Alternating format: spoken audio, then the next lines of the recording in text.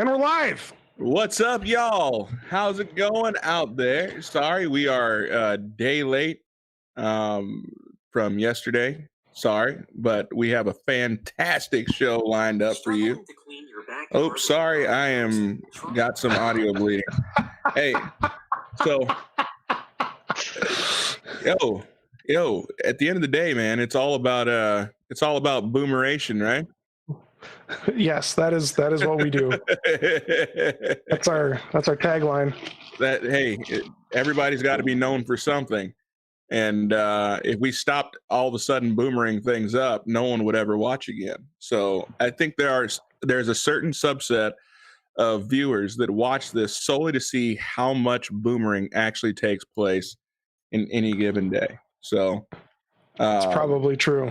And I think they turn it into like some kind of a weird drinking game, you know? And oh my goodness.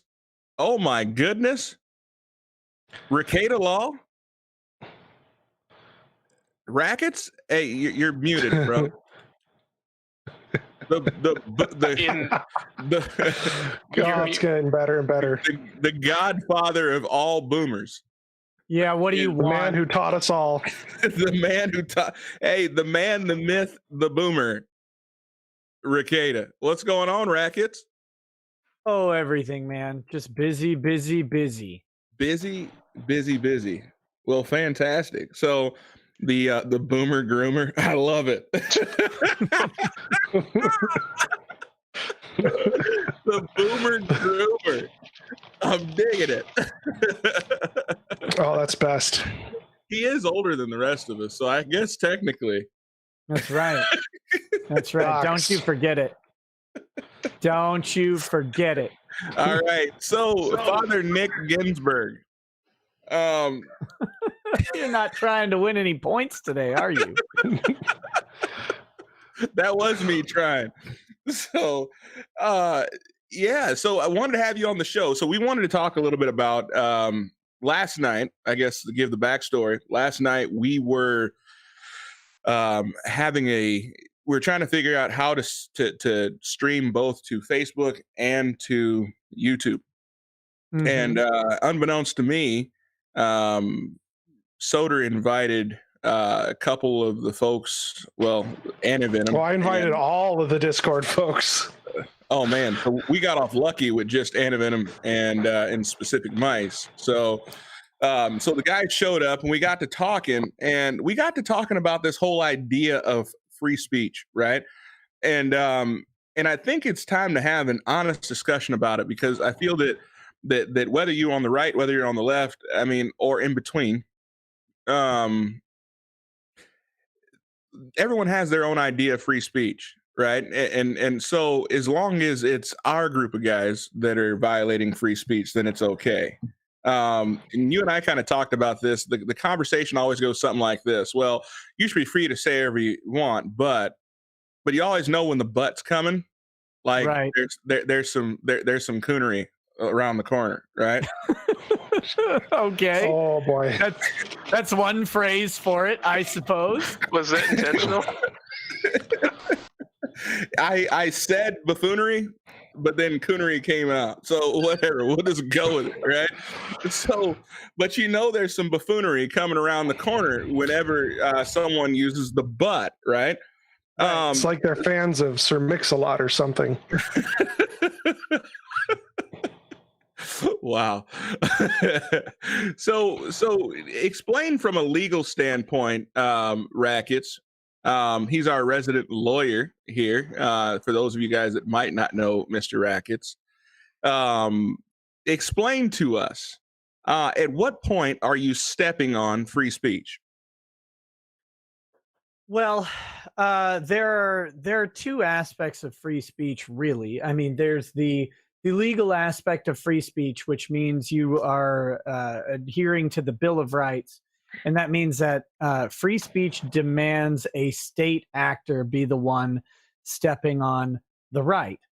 So either a police officer, some sort of government agent, it really doesn't matter who, an IRS agent deciding to tax you extra for your words, something like that could certainly be infringement on free speech, and it's critical that that the state actor has something to do with it. And by state, it just means any level of government, from municipal or local governments all the way up to the president of the United States. So there's that legal aspect of free speech, and that's the one that we're concerned with as far as legal questions. But then there's the sort of spirit of free speech that is the reason that we have the First Amendment, and that's this idea that we are founded as a nation that values speech, that values rigorous debate, and that values uncomfortable topics being broached amongst both friends and enemies, and not punishing someone merely because they spoke an idea that is either offensive or harmful to you, so long as their words are not a direct infringement on your rights. Like things like defamation, of course, where you're using a lie to cause someone harm is something that would not be in either of those situations considered free speech. But ultimately, you've got the legal aspect, which involves the state actor, and then the sort of conceptual aspect where we adhere to the spirit of that as good people and don't just destroy people because they have an opinion that's different than us. So, but what about if it's hurtful, though? I mean, because surely if you say something mean about someone else and it hurts their feelings, that can't possibly be protected, right? It's entirely protected, but it's entirely protected. But when you call me a boomer and hurt my feelings about technology, then it's not. Fair enough. Fair enough. So, but what about? No, the distinction is between hurtful and harmful, right? Hurtful things are things that hurt your feelings, things that are uncomfortable for you to deal with, insults, negative assessments of you. Harmful things are things that would cause legal harm, that would require intervention from like a court or something to do that. And a harmful thing may not be protected speech. Again, things like defamation are out there. They're limited in scope, and there are criminal defamation statutes as well, where you can face criminal penalties for making up a lie that causes someone some sort of tangible harm. But so if we were going to talk about examples of that, would that be like the Nicholas Sandmann case? The Sandmann case wouldn't be a criminal defamation matter, but it could be a civil defamation matter. I mean, it's being borne out through court as a civil defamation matter. But perhaps a better one, because it's basically resolved at this point, is the Oberlin College situation, where staff at the college distributed and facilitated pamphlets describing a bakery as having a history of racism, and it damaged the economic prospect of this bakery, which has existed for over 100 years in the same, or was it 85 years? It doesn't matter, quite some time it's existed in this same spot, and they saw real economic harm and damage to their property right in their name and goodwill based on unsubstantiated and frankly lies from members of the staff and from people doing this protest about the bakery. So they suffered a tangible economic harm. They could articulate the harm, they could calculate the harm, and they could present it to the court. And then they were able to do so and awarded something like $33 million. Wow. Hey, can you say something mean about me real quick so I can sue you for $33 million? No. Your hat is dumb. That was rude. That was rude. That was rude. I no longer believe in free speech. I don't think it's $33 million worth of rude, though. You have to dig a little bit deeper. So tell me, $50 million worth of Antivenom, real quick. So last night you were giving us an example of things that wouldn't necessarily be considered free speech, being the enemy of free speech that you are. So where does free speech begin and where does it end in your mind? So I'm not an enemy of free speech. Right? You gotta do me in like that. So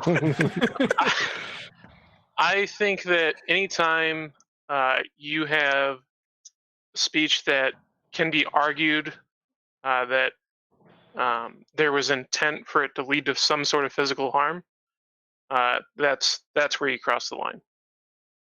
I don't buy the whole argument of, if it hurts my feelings and it makes me depressed and then I go kill someone, it's your fault. I don't buy Okay. that. I'm saying that if there is, I guess, as Nick would put it, a call to action, probably something So like that. you're talking about incitement, like a specific Yeah, incitement something to like violence. that. But Sure. I don't know if the court is too stingy about actually exercising that or not. I don't know. I haven't taken a look at a lot of free speech cases, but I would say something like, um, you know, uh, we should kill the president, or it doesn't even have to be the president. We should kill John Doe because he has this opinion. I would consider that actionable. Okay. It should be actionable. I should say that. Well, Okay. I can shed a little bit of light on how the court treats incitement. The Lambert case is Brandenburg versus Ohio. It's from, I think, 1954. It involved a joint rally of two superpowers, the KKK and neo-Nazis, holding an anti-Jewish and anti-black man rally together there in Ohio. And now, bear in mind that this case was decided in 1954, before the Civil Rights Act and before a big swing in sort of public sentiment towards ideas of white power and stuff like that. However, despite the fact that the speeches, which you can find excerpts from in the case, it's publicly accessible. You can search it on Google right now if you wanted to. We really shouldn't read the speeches here; they're pretty vile. But if you despite those speeches actually calling for the death of groups of people, the court came to this hard conclusion that even though the speech was offensive and very much it was a rallying cry or whatever you want to call it, they didn't actually have the potential to carry out any specific or overt acts of violence at the rally because there weren't any Jews or black people nearby. So the speakers weren't saying, we need to go kill that guy right now. And if they had done that and there was someone there, that would have been an incitement because they could have actually called someone to do this and reasonably expected that it might occur. But for just sort of general claims or even specific claims that are attenuated by a bunch of distance, like, for example, if I say, I want you guys to kill Q, I don't have any reasonable expectation that you guys are going to go do that because it would take a lot of effort and time to go from right now when you're fired up by my wonderful rhetoric until the point where you actually were able to do it. There would be an attenuation of time and distance. Okay, so very good point. So let me ask you this. So where does that cross over? Because there was a case of the young lady who told her boyfriend to kill himself, right? Right. And he went on to do so. Yep. You're familiar with the case, right? So is she, well, I'll ask, well, hold on. Before we ask the expert, are you familiar with that at all, specific mice? The teenage girl that pretty much self-deletion grouping her boyfriend, right? So do you believe that what she did was protected by free speech? I mean, she essentially told him to kill himself. She called him a wimp because he's always talking about kill himself, but never did. So she essentially told him to get into a car with a running generator and die of carbon monoxide poisoning. And he did. And so people are calling for her to be tried for, what is it, second, third degree? I think she was tried, and I think she was convicted. Let me Of take a what? look. At that point, we're gonna have to really call bullshit on that. I mean, she's a horrible person, but I mean, you go on Xbox Live, you're gonna get a lot worse than that from 10-year-olds. I'm not laughing at the issue, guys. I'm sorry. I but am. I'm just What? I'm laughing at the idea of 10-year-olds. What was she convicted on? Involuntary manslaughter conviction. Let's see. She was sentenced to 15 months in jail in 2017 for her role in the death of Conrad Roy, but the judge allowed her to remain free while she appealed in state court, and she lost. Now, It was so mentally unstable that words can kill him. He should have been committed. There's no justification for random strangers saying well, it's not a random stranger, but for people saying hurtful things that will cause, self-deletion. Okay, well, hold on. Let me play devil's advocate here for a second.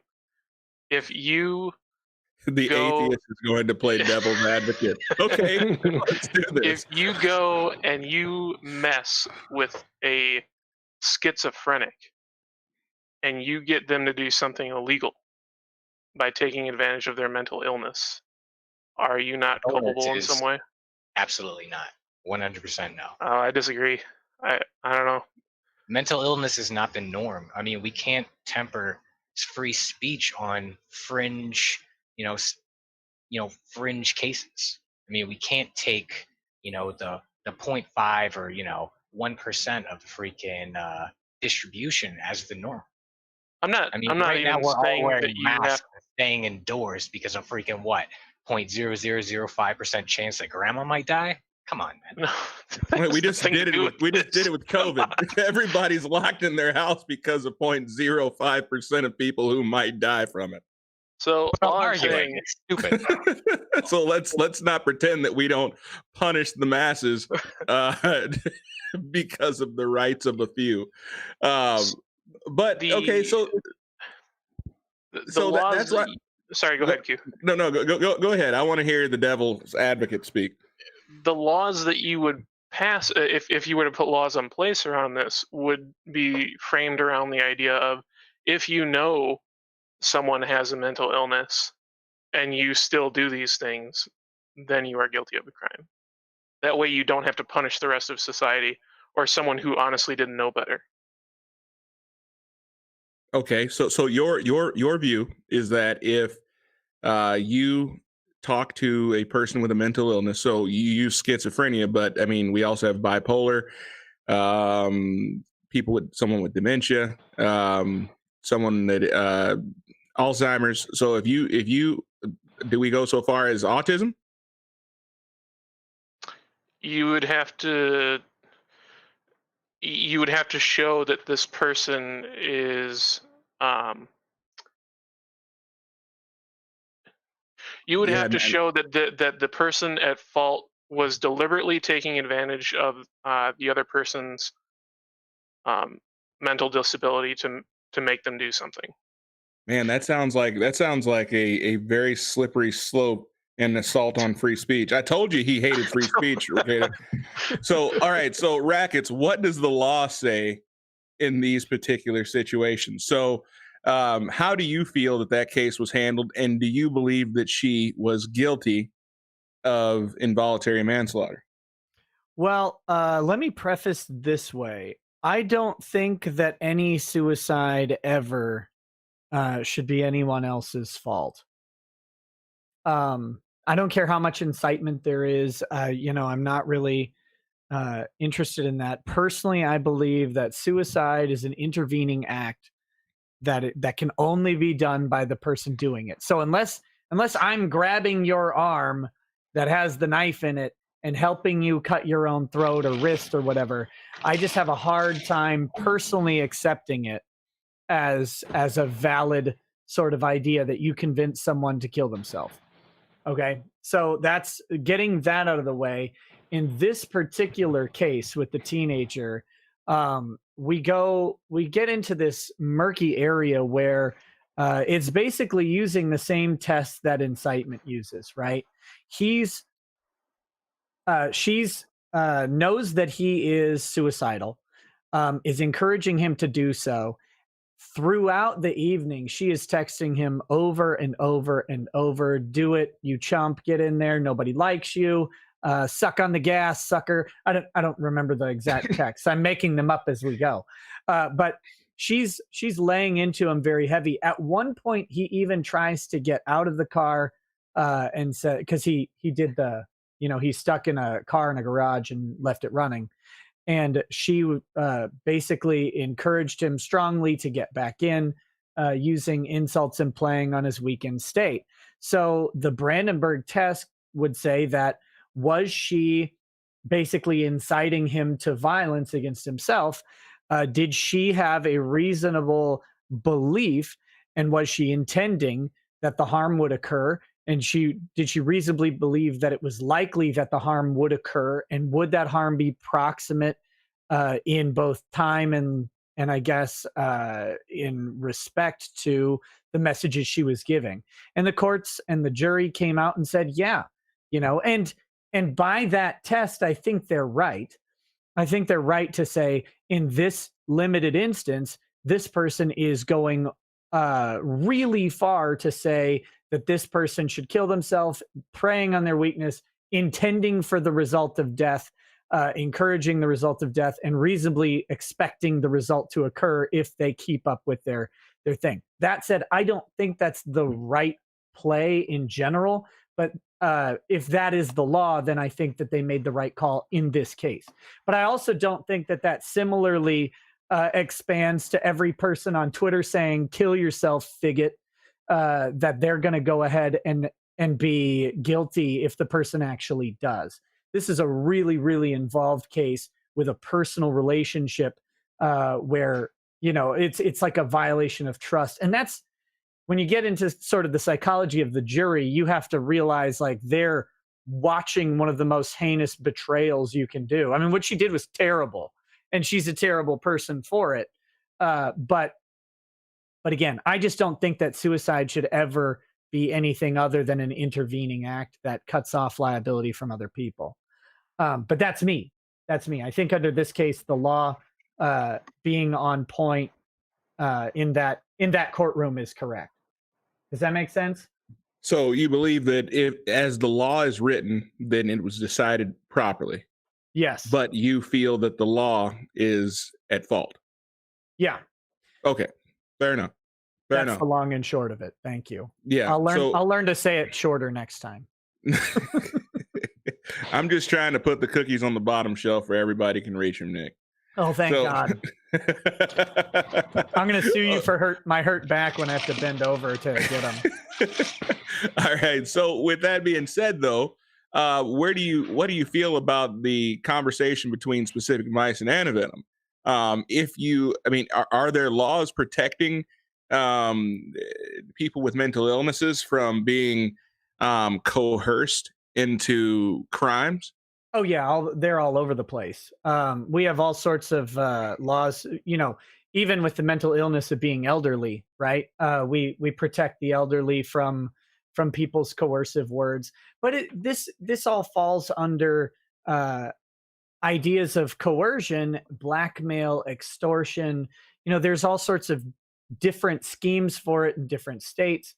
But basically, if you lie to induce someone financial harm or to induce your own financial gain through a lie, we haven't allowed that forever because we rest on the idea of a fair deal and some sort of fair dealing between two parties. So fraud, extortion, blackmail, those things we don't allow, and those are speech.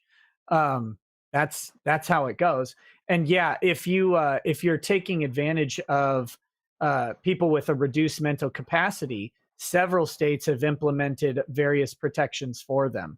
Now, are we talking about, usually we're not talking about inducing one of those people to suicide because that is such an extreme and rare example that they have any sort of concrete evidence for. But oftentimes we're talking about inducing them to give up property rights, to give up money specifically to give up, some sort of position, even to do things that would cause them reputational or financial harm, make bad investments, for example.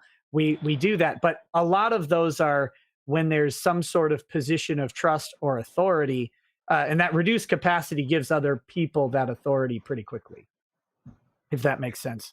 I feel kind of rambly today. No, it makes perfect sense. I mean, I guess I just there seems to be a lot of free speech is not quite so cut and dry, is it? Well, like any right, my right ends where your nose begins, right? And for me particularly, that means all of your rights are curtailed a long way away, because my nose is giant. Yeah, But you have like a 6-foot radius. exactly. But the trick here is no right is ever absolute under the law, because someone else's right always comes in. Nick, So- is your ethnicity in any way the same as Jesus? No, No. Okay. not that I'm aware of, unless Okay. he was a Polak. No, I don't believe you. I don't believe he Maybe was. it was, because there are probably Polacks out there who, when someone told them to get up on a tree, they did. I don't know. So Just stay there. You'll be fine. I guess I had to be careful how I said that, because I didn't want to violate Trump's executive order. And so that can get you in a lot of trouble, because, obviously hate speech against people of The Merchant Guild. yes. There we go. Is considered heinous and punishable by death. So, but that's the other issue that I have, right? I mean, is hate speech free speech? I think hate speech laws are an abomination and should be abolished immediately. Anything resembling a hate speech law needs to go. There is no thing that I can say that can make the thing I do to you worse, right? Like if I kill you and Soder, but when I kill Soder, I say, "Ha ha, you stupid cracker, I got you finally." Like what made his death worse other than me calling him a cracker? That doesn't make any sense. You're still dead. And if I steal $10,000 from one person, I steal $10,000 from another person, and I go, "Take that, you dirty Hebrew," that doesn't make my theft of $10,000 suddenly worth $20,000. It's still the same crime. And so hate speech laws should not exist in any sort of way, because we already are criminalizing the act. And the act is what is criminalized, not the and the intent to commit the act is already criminalized, not the motivations behind the intent to commit the act. It's just doing the bad thing. So if I'm hearing you correctly, if we apply that reverse, then if Hitler just killed indiscriminately, it would have been okay? No, it would have been as bad. It would have been as bad. If we're going to work backwards at people who say we need hate speech laws, could we then say, well, if Hitler just killed anyone indiscriminately, he would have been targeted at the Merchant Guild, it would have been better? Which is worse, Nick, genocide or mass murder? Genocide, obviously. It's just numbers on a page at the end of the day.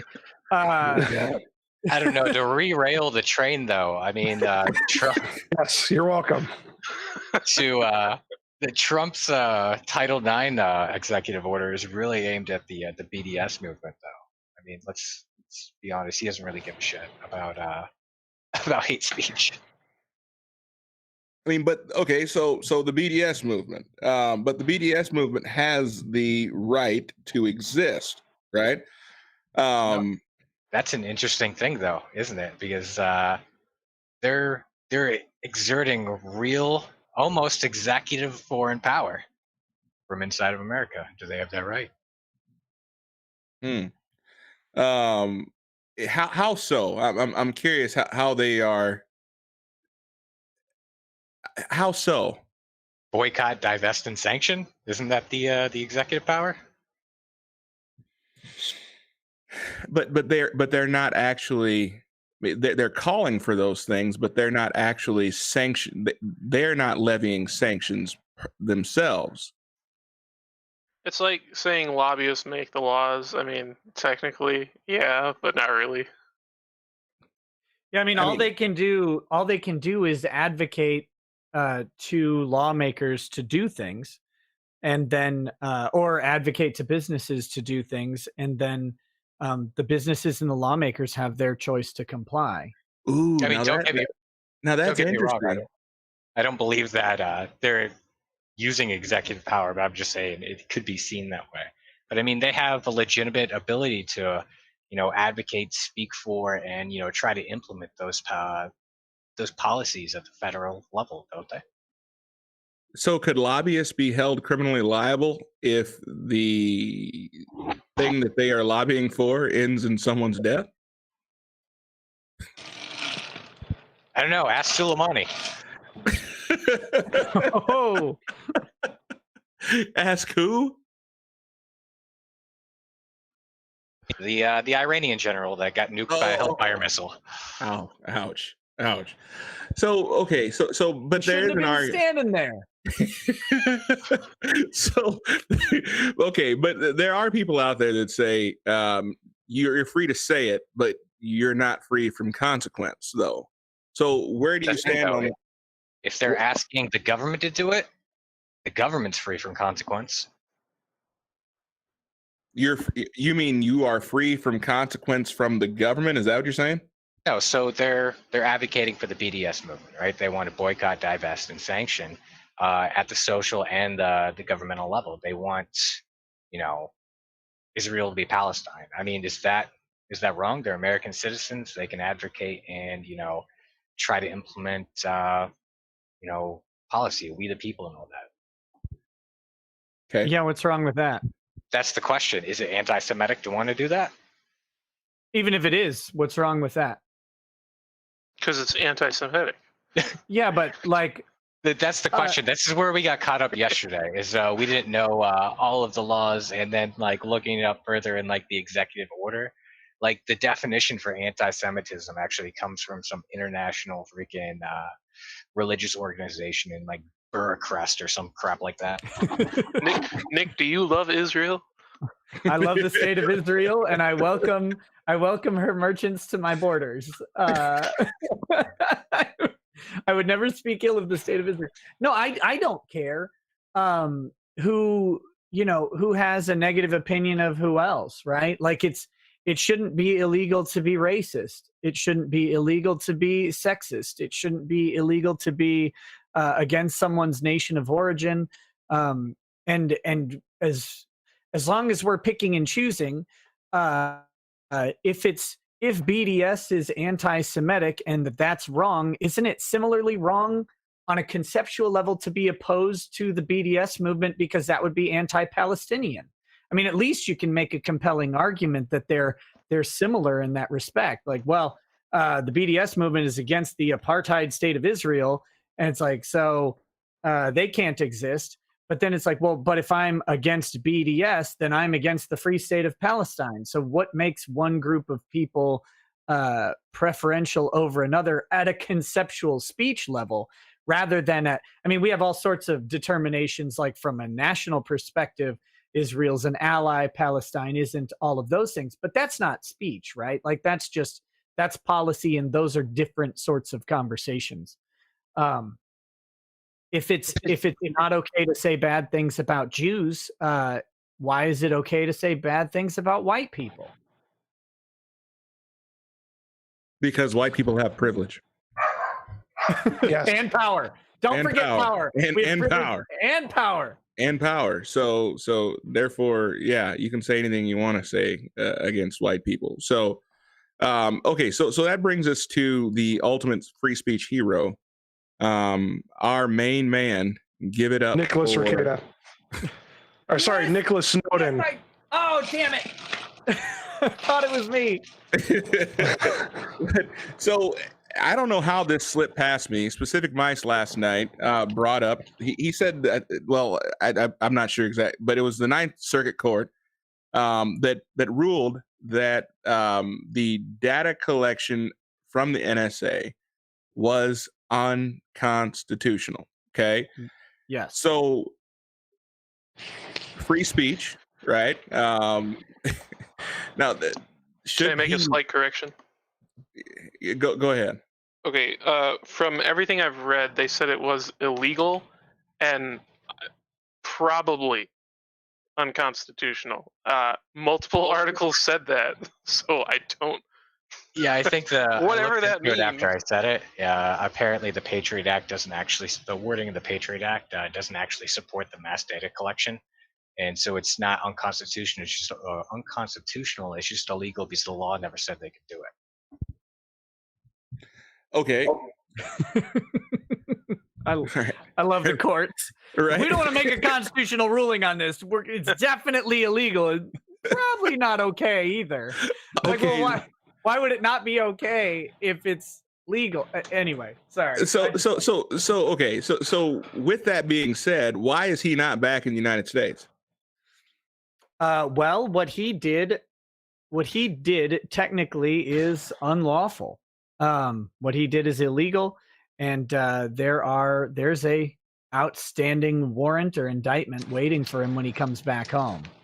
So what is the difference between what makes him not a whistleblower and therefore subject to the protections under the Whistleblower Act? Remember how we said it's not free speech if someone's feelings get hurt? The government got called a big meanie a whole lot, and they're really upset about it. No, and that I'm joking, of course, but I want people to bear in mind there's a lot of labels applied to Edward Snowden, that he's a traitor, that he gave away state secrets, that he did this, that he caused all this damage and death, and he caused compromise to foreign assets and stuff like that. And all of these things are being said by a government who was already lying to people about what they were doing unlawfully. And that's a really important thing.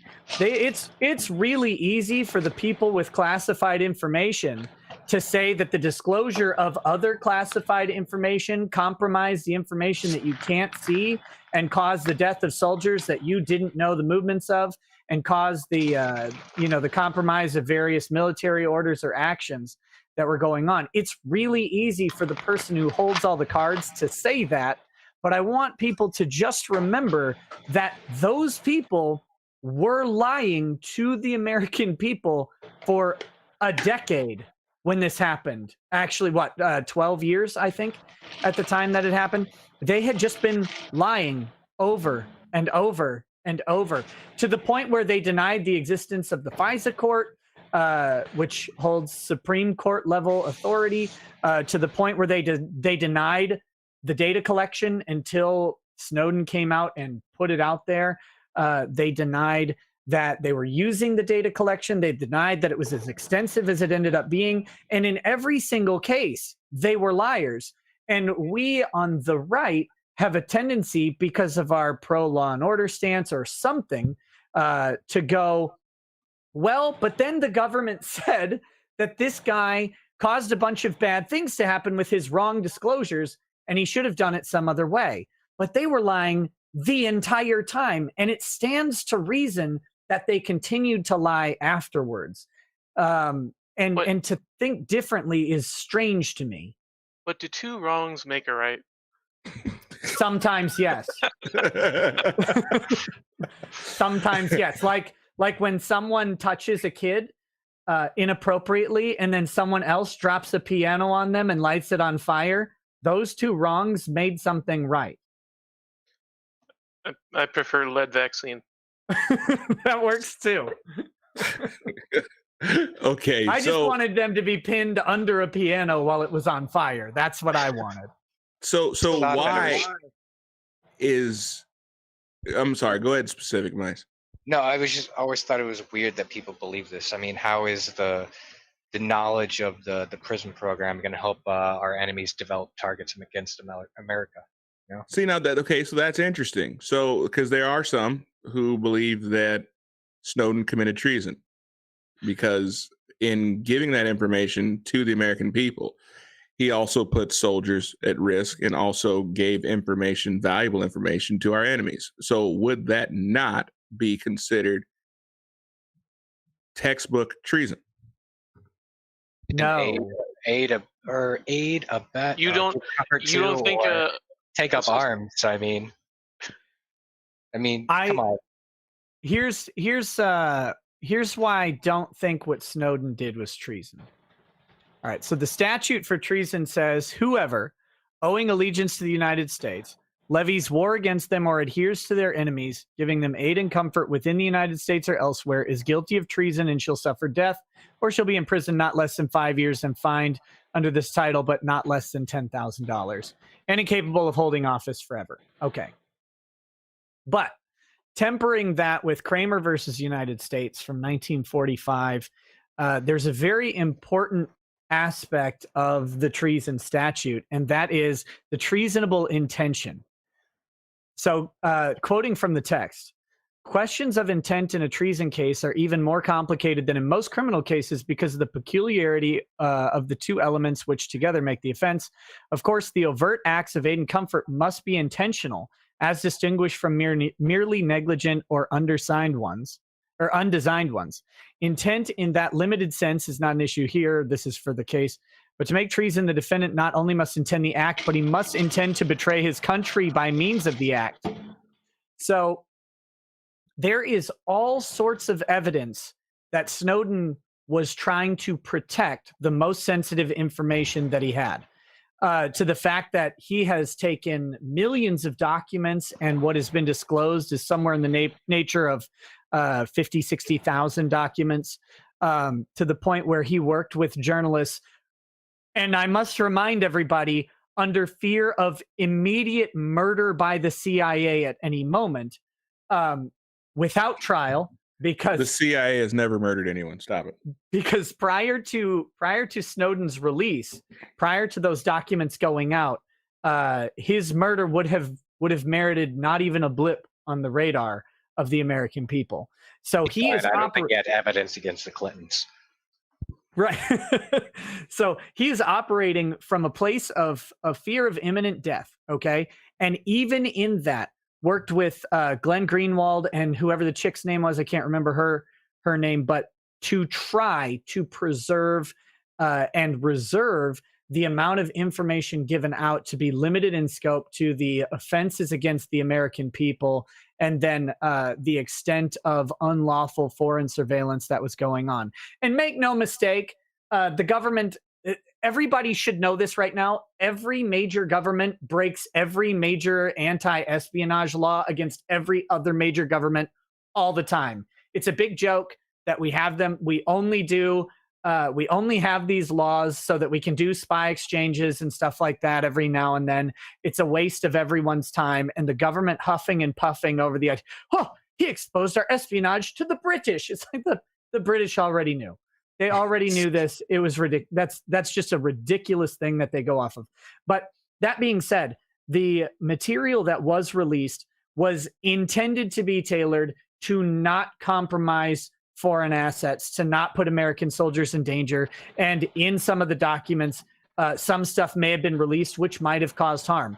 But that goes out of the intent to, I should say, that makes it hard to show an intent for Snowden to have caused damage to the United States, especially considering how he did this disclosure to United States journalists. We have no evidence that he disclosed anything outside of the United States journalists, which was eventually disseminated to some of them were eventually disseminated to the public. We have no evidence that he gave information to China, to Russia, to Hong Kong, to Japan, to anybody else. Argentina. But Trump has declared the U.S. journalists enemies of the state. So technically, he aided and abetted. Touche. Yes. Yes. But anyway, that's just my my personal perspective on it, I think he is innocent of treason. He's certainly guilty of various disclosure laws related to top secret documents, and I think he should be pardoned for that. But I do not find him to be a traitor of the state. He could have done many worse things with the documents that he had. So I'm still, I haven't made up my mind about everything involved, mainly because I'm missing a lot of the facts. But let me pose a hypothetical to you. If he gave some information to a journalist that we aren't aware of, and then that information fell into the hands of however you want to define America's enemies, could there then be an argument for treason? You go back to the questions presented in Kramer v. U.S., which is, did he intend for that information to fall into the hands of the enemy?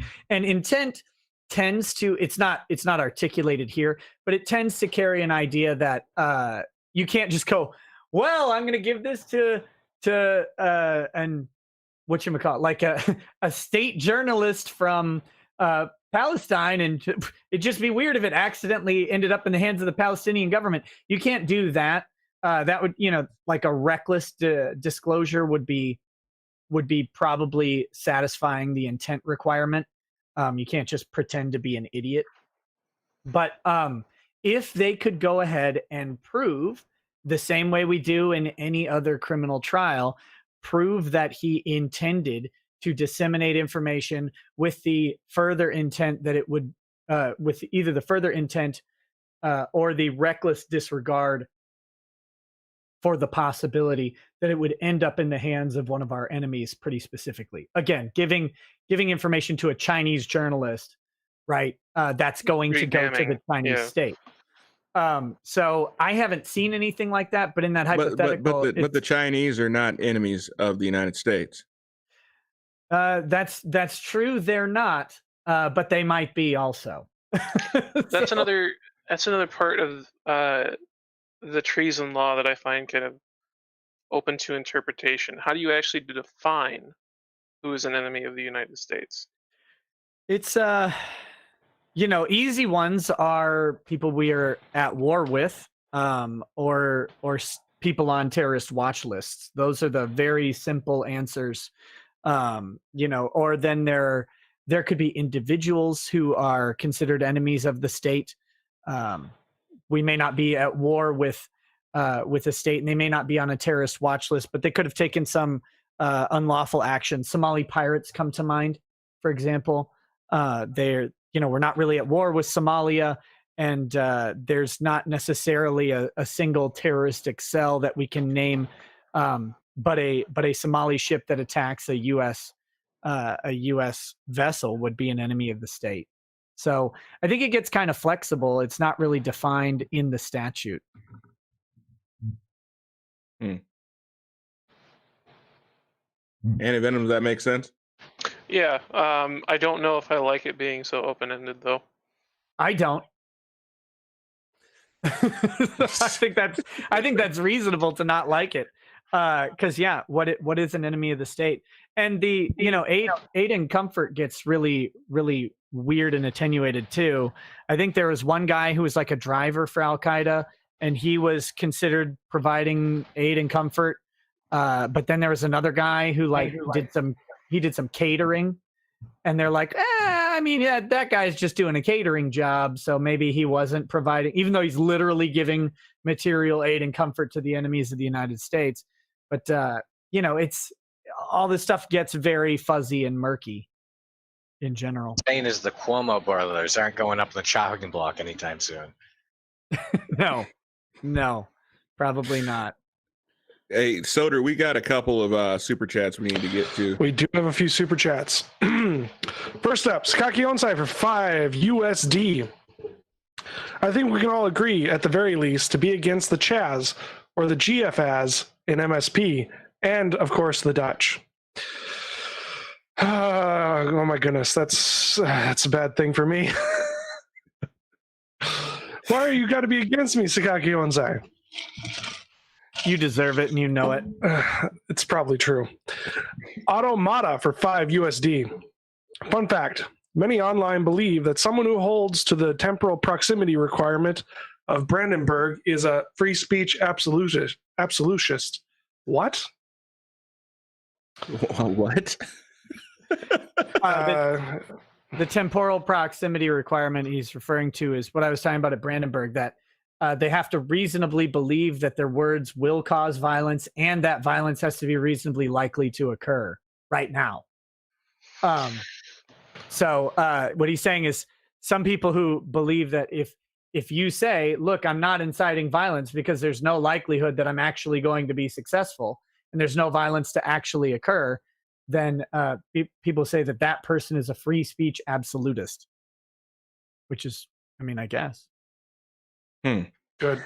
So if I incite at a rally, right, that certain people should do certain things, and a month later, certain people do certain things, being that it was not immediate, can I still be held criminally liable for that? I mean, if they could show that you were scheduling it out, like like in a month, we're going to get together and do this thing. We're all going to meet up here and beat Soder senseless. Then maybe, right? Okay. Like, So that brings me to, like, for example, the movie A Birth of a Nation, right? mm-hmm. So that movie was made. The Ku Klux Klan rises, and before you know it, Black Wall Street goes up in flames. Could that not be applied to that particular situation? Oh no, that was fine because Woodrow Wilson played it on the White House lawn, so it was okay. All right. Presidential pardon of the movie. Got it. Up next, Architect of Fate for $5. If we can be racist against white people because they have privilege and power, what type of power do white people have? Before you answer, Q, in the words of James Brown, say it loud. Okay, so what kind of privilege do white people have? Is that the question? Yes. What type of power do white people have? All the power, of course. Okay, yeah, there you go. I was thinking the power to be white, but then that would be short for white power, and I will not say white power on my show. We can get a tan. What aren't you gonna say? I'm not gonna say white power. You'll never get me to say that. So that's completely messed up. But so they have all the power, right? I mean, white people, they own the businesses, they own the government. Yes, they own all the news, they own all the newspapers. Absolutely. They own all the movie studios and all the financial institutions. Guys, this is sounding all really of these anti-Semitic. No, Okay. all these white people own this stuff. White people aren't Semitic. Most of the people in the United States Congress and government are white people. So it's all white people's fault. They have banking power, political power, media power, computing power. I mean, Zuckerberg is probably the whitest man you'll ever see. Really is. I mean, he makes albinos look like Sandy Beige 42. That's it. So, yeah. So white people have all the power. An argument there. I mean, which is why I can end the stream right now. You might have to prove that Zuckerberg's actually a human being and not a robot. Probably. Yeah, probably. And no comment. All right. So, all right, and finally, Stephen Powell, the wonderful Stephen Powell, for $4.99. If the government lies to us, that is policy. If we expose the lies, that is treason. In the empire of lies, truth is treason. Ron Paul, something colorized. That's deep. That's really deep. Who's Ron Paul? He's the. Wait, you're serious? No. He's the prequel. He's the prequel to Rand Paul. He's a weirdo. Yeah. Sadly, he was the hero we needed, but we didn't deserve. The hero of Stephen Powell.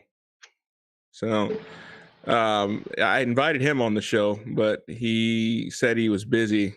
Clearly, he was busy, too busy to be on the show. Yeah, I guess he was too busy watching the show. Right. So, all right. So I know you got to go, Rackets. I know you have. Do you have a show tonight?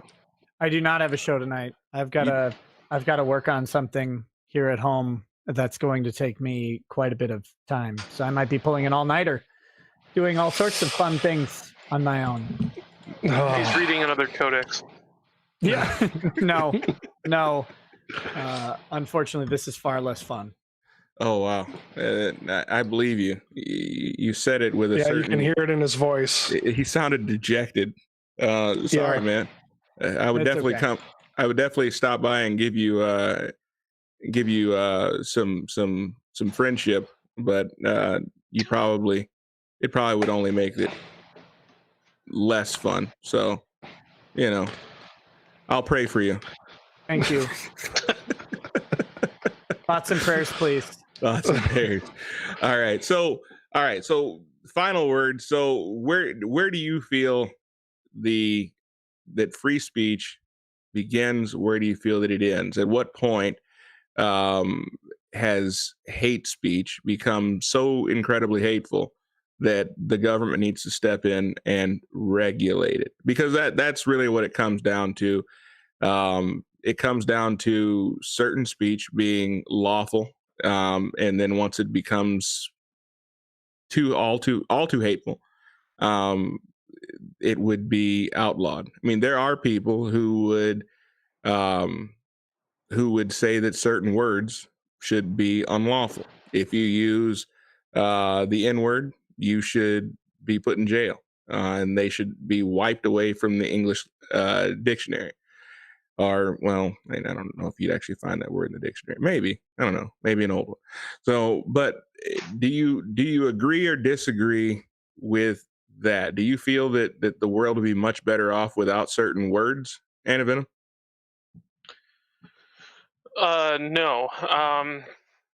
I think you should be able to say just about whatever you want to say, apart from some of the things I already mentioned. But I will say, I'm okay with whatever, so long as I can still say that I want certain government officials to join me at my frozen water domicile for a hangout, if you know what I mean.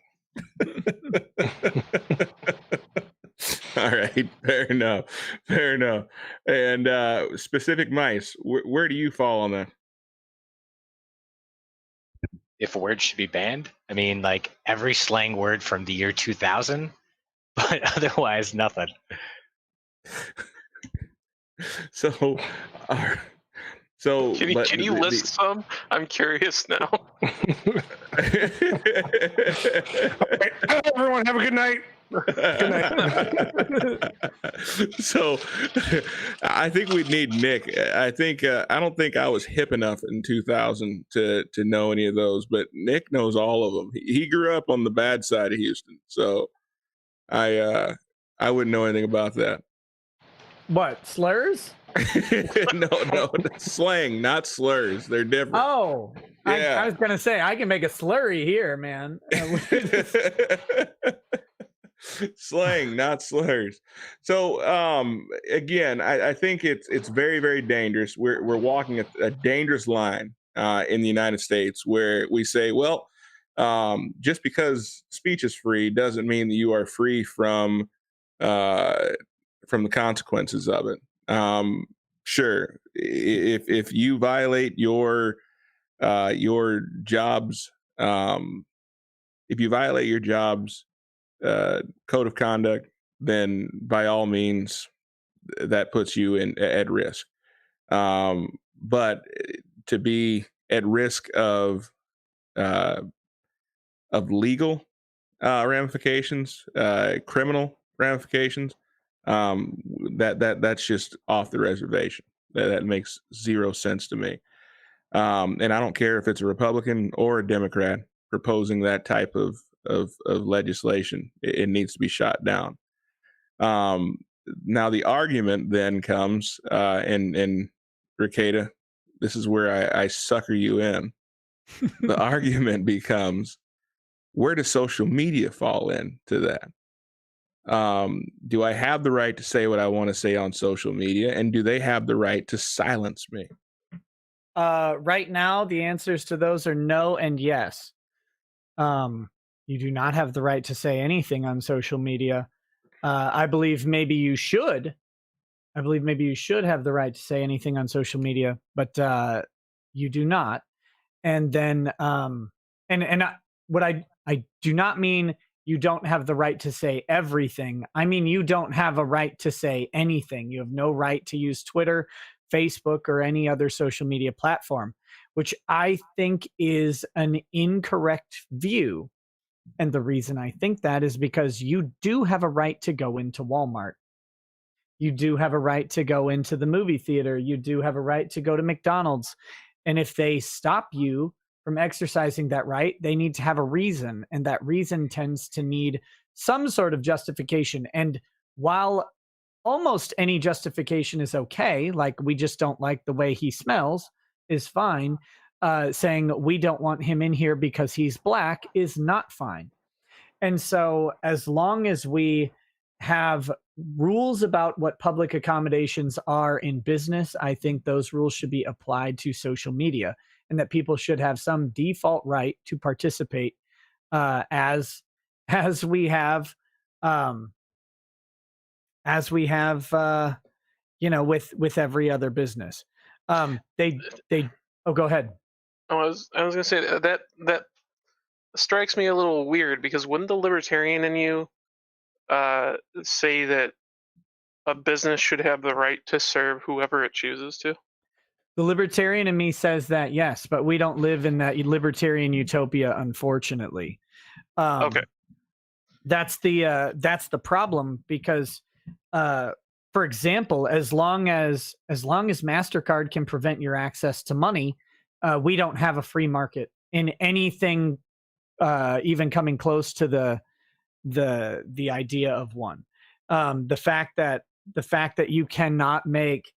you and I could not get out right now and say, we want a social media site where people are free to say whatever they want about the Jews or African Americans or whatever, because before too long, once it got to any sort of reasonable size, even if that wasn't the primary purpose of it, MasterCard would shut down your ability to collect payment. And they did it to Gab, if anybody doesn't remember that. And it took Gab a huge amount of money and effort to get that overturned. Gab was literally sending out emails saying, we'll take checks. Please send us checks for your monthly subscription, because they were not allowed to process payments. So as long as that system is in place, we cannot build our own. And if you cannot build your own, then you don't have a free market. Then all our libertarian ideals are relegated to being just ideals. So are you in favor of legislative intervention, and if so, how? It's a complicated question, because in theory, yes. In practice, I think they're all too stupid to do it right. And I cannot think of a single legislator on the planet who could. So I would love to see some sort of reasonable change to that. I would love to see at some point where social media companies get to a certain size, and then they become the free speech platforms that they profess to be, and that at that point, because of their status and position, and because of the fact that they are using the internet that was built by our government and is maintained largely by government dollars, I think we need to go ahead and have some level. I don't know what it is yet, but some level that says, you know what, at this point, we can reasonably say that this system should be free to all except for the absolute worst offenders, whatever that even means. I have a question, if you don't mind. Yeah. So a lot of this is stemming from credit card service providers or people, payment processors. Isn't Right. there a whole lot of banking laws about not being able to refuse service? I mean, I know Q did a whole thing with Drex about redlining back in the day. I mean, shouldn't that be applicable to at least, some percentage of people, or maybe even expanded out? I mean, you shouldn't be able to deny banking services because of hurt feelings, right? You shouldn't, but you can. And I want to remind everyone that redlining was, or the movement against redlining had, this is probably controversial, had literally nothing to do with equality. Absolutely zero. It was to get a group of people to have control over banks. That's how it was. That's how it turned out.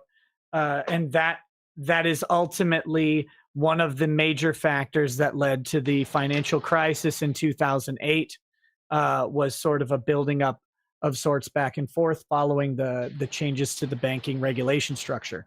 But there's no particular law that says that any bank has to accept your business or my business at all. Maybe there should be a right to it. I don't know. That's a really complicated question because nationalizing the bank sounds very scary to me. But at the same time, we could never do that. but I mean, this is one crazy thing about COVID. I hope that right now, all of the people who 9 months ago or 10 months ago were telling me, oh, but cash is king and you could just use cash everywhere, realize that the government just stopped making coins. And when they stopped making coins, cash became not king. And you can't always use it everywhere. And that's all it took. That's literally all it took. No one can force the government to mint new coins. No one can force the government to print cash money. And all they had to do to shut down every damn cash critic who's been talking about how great cash was, all they had to do was stop making it for a couple months. And you can no longer use change at most places because they don't have enough to do it. And so the idea that we have this currency that can be used everywhere is false. It's a false narrative. And the new currency is digital. And the fact that we have that but haven't applied the same sort of ideas to it, where we're allowing private companies control over that, is one of the biggest problems facing freedom right now. And until we solve that, we're not free. And we can't act like we are as long as that exists. I would love it if we solved that issue, like whatever we do, to say, by the way, MasterCard, you can't stop Bill from buying groceries. Because right now they can. Make no mistake, they're not doing it. But they could say, you know what? We don't like this Soder guy. So we're going to tell the grocery stores that he goes to, which we, of course, have all the records of. We're going to tell those grocery stores that if they keep servicing Soder, even in cash, that we will stop processing their bank payments. They can do that right now. That kind of sounds a lot like Gab, New Project 2, yes. BitChute. So all the ANCAPs and libertarians hoarding Bitcoin. Yeah, and the Bitcoin thing, I say it every time, but I want to point out, MasterCard already has a patent on the technology that turns Bitcoin into fiat currency at the point of sale. And guess what? Your grocer is not going to stand there while you NFC your Bitcoin into his Bitcoin wallet. He's going to use a point of sale machine that does it for him. And it will be MasterCard's tech that already does it. So they can already, before the technology is even distributed, they can already shut you out if they want to. Doesn't even need to be MasterCard either. A lot of people don't understand that things like Bitcoin have lists of untrusted addresses where funds have been siphoned from and it's happened to addresses where funds have been transferred to, and they basically blacklist those addresses. So no miners will process transactions with those at all. It's already built in. It's already there. So Rackets, yep. You guys should immediately vote me into office, because in sitting here, I have figured out the fix. for all of our social media concerns. Oh yeah. We simply nationalize all the social media platforms. That way, they fall under free speech laws. Oh, that would be great. Yeah, that's terrific. I love it. Yeah, Fantastic idea. So the people own Twitter. The people own Facebook. The people own Instagram. I mean, it'd be fantastic. The people own YouTube. Oh my gosh, wouldn't that be fantastic? The people own Discover, MasterCard. What else is there? Well, I draw the line. I draw the line at banking institutions. Everybody does every time. Never go after the banks. And it's like that's the kind of stuff that gets people suicided. It's a joke said by Dick Masterson over and over, but it is so flipping true because we Republicans or conservatives or libertarians even all are like, well, but the banks, they have the right to do it however they want. Even people who don't believe any other business on earth has the right to do it however they want. They're like, well, but the banks do. And it's baffling. And especially on the right, we are like, well, but the banks they're always good. They're always, even in 2008, self-included, we were defending the banks. And I still do in a lot of instances not in all of it, believe me, many of them were guilty as shit. But in various aspects of that disaster, there are lots of things you can say to defend the banks. And we do it a lot. Anyway, I'm going to stop ranting. You got a lot of pensive energy over this. I hate it. I hate this subject. I hate everything about it. I don't know. You guys sure we can't introduce the bankers to the 1st Marine Division or the Ranger Regiment? No, I think we definitely have a Germany on our hands in that case. We're shutting down. Abort. All right, we're but first, we're going to honor the Merchants Guild with these super chats. First up, Stephen Powell for $4.99. Nick, so when a business like social media gets to a certain size, the government gets to run it? How is that not nationalizing businesses? I did not say the government gets to run it. I said that you would have some sort of right to use the platform, and that it would be, to expand on that it would be similar in scope, restriction-wise, to how the government is restricted in its stamping on your speech. And we have precedent for this. Marsh versus Alabama is a case where a company town owned all of the faculties. All of the faculties of government existed on this company town. They owned the roads. They owned the post office. They owned the police. Since they owned the roads, post office, and police, a Jehovah's Witness was not allowed to speak on the sidewalk, which the company also owned, and was told to just go to the public sidewalk, which of course was outside of the town. The Jehovah's Witnesses, forever champions of speech, who should always have our respect for that and our mockery for everything else, decided to go ahead and sue, and they won. And the Supreme Court said, yeah, if some company or some private entity owns all of the faculties or a significant amount of the faculties of government, then they have to be similarly restrained in the way that government is restrained by the Constitution.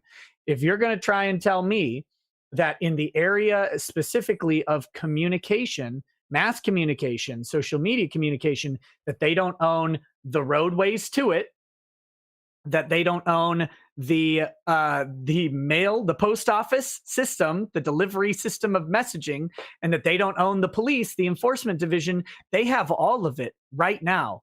They can prevent you from having an online business simply because someone in the office doesn't like you, and there's nothing you can do about it. There's nowhere else you can go. At that point, I think that is pushing on the territory of Marsh versus Alabama, and not that the government should own it or that the government should run it, just that there should be a similar avenue towards protecting your own civil rights against a monolithic company as you would have against the state itself. Which is hard, by the way. It's hard to enforce those rights against the state. And it would be similarly hard to enforce it against a monolithic company, but you'd at least have a shot. And right now, you don't. Automata for $5. Relevant article title. Beto O'Rourke urges banks to cut services to gun sales.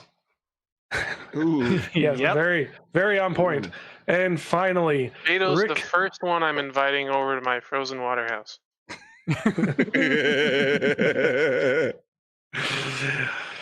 Rick Nikita for $5. Boycott Soder. Where do I sign up? Right there in the chat. Just start shouting hashtag boycott Soder. Well, and actually, in other good news, rackets, RGB is dead. Oh, sorry. we'll be getting we'll be getting Candace Owens over here pretty quick. And so when she comes on, we might be able to get to that million pretty quick. So everybody tune in to watch rackets burn at the stake. You'll never take me alive. I'll become atheist and not believe in the stake. All right. Well, hey, you guys have a fantastic night. Rekieta, thanks for showing up and being here and bringing some levity to the conversation. It definitely went a lot better with you here than it did last night when it was just the four of us discussing it. Actually, Levi Duca, a friend of mine, asked if that was Hennessy in the background. No. Rackets. So this is small batch 1792. No, I think he was talking about over your right shoulder. This is Mahina rum. Oh, okay. He's like, is that Hennessy? No. Yeah. I didn't think. I don't have any cognac on me. Well, I thought he was saying something about Robot Gullible there for a second, who is, by the way, the worst Primarch. Rogel Dorn is best boy. Oh, how dare you! How dare you! We all know, especially on this stream, that Vulcan is best boy. Wow. He's a close second. Wow. Always second class. I cannot Always believe it. second class. Oh my goodness. Well, hey guys, thank you very much. Pacific Mice, appreciate you being on here and bringing some sense to the panel. Appreciate it. Antivenom, always a pleasure. Thank you for being civil this time around and not bringing your weird, crazy, wacky ideas. Appreciate you leaving those at home today. So we very much appreciate that. Well known for them. Yeah. Having me on. Yeah, this guy actually had the nerve, rackets, to say that that the police did not kill George Floyd. So we thought we would excommunicate him. That's gonna be Chauvin's argument. We'll see how it's a bold strategy, Cotton. We'll see how it works out. Yeah, well, I got this one guy to apologize to me. You probably don't know him. Probably haven't heard of him.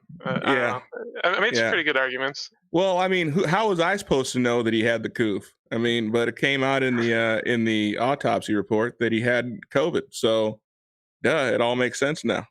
He was also eating some very adult themed rock candy. I guess we don't have to bring that up. All right. So, all right. I think we just had a yes. A member of the Merchants Guild sent us, I don't know why he sent us $5, but he did. Well, I suppose he gets 30% of that back. So Soder X Care Bears 2021 Revenge of RGB. Wow. That might be a movie I'd watch. You know what? I probably would actually watch it. I probably would. So if it's got Soder and it's got Care Bears, yeah, RGB. Doesn't X mean shipping? Doesn't that mean like Soder shipped with Care Bears? Oh no! Isn't that what that is? No, I hope not. Well, but then wouldn't that be Quanell shipping? Yep. Okay, I'm ending it. All right.